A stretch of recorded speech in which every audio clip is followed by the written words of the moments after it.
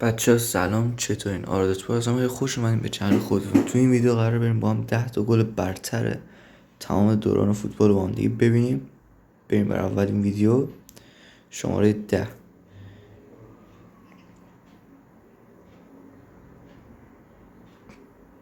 دمش کم قشنگ زد. از 1 تا 10 من بهش 8 میدم. شماره 9 خودش میزنه به دل مدافعین. بازیکن چلسی هم هستش فکر کنم.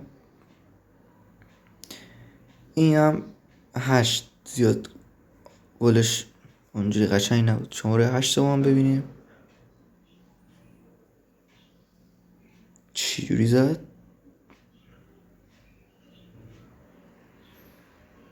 یک گل شانسی زد واقعا. حالا ویدیو بعدی اون عجیب غریب ترین گله تمام دوران فوتبال با هم دیگه میبینیم. 10 تا شماره 7 به اون گل 5 میدم. شماره 7 این گل خدایی خوب زد. 9 قشنگ زد، یعنی کل ورزشگاه رو غافلگیر کرد واقعا با این گل زدن. اوتم که اصلا نرفت.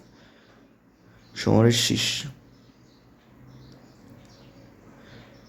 مسی چقدر این ویدیو خاطر انگیزه. وای خدایی خیلی ویدیوش قشنگه. فعلا واقعا به این گل 10 میدم.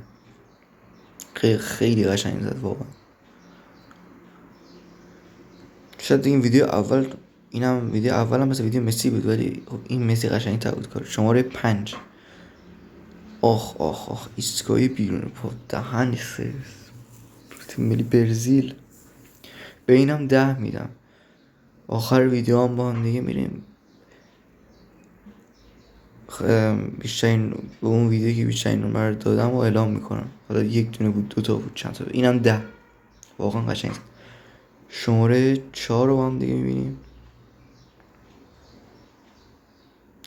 حاجی این هم خوب بود، ولی میشه گفت مثلا میخوام بگم شانسی بود مثلا. 9 این 10 9. شماره 3 رو با هم دیگه میبینیم.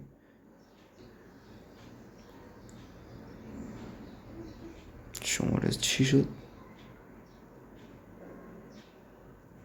5. این یه چیز خاصی نبود واقعا.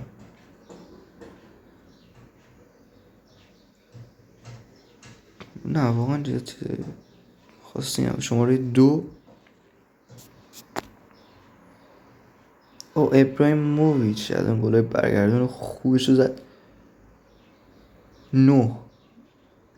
ولی اون گل مسی و گل ایستگاهی تو تیم ملی برزیل اون واقعا قشنگتر از اینا بود به نظر من.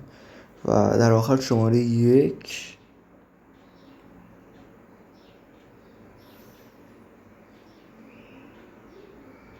به این 8 میدم.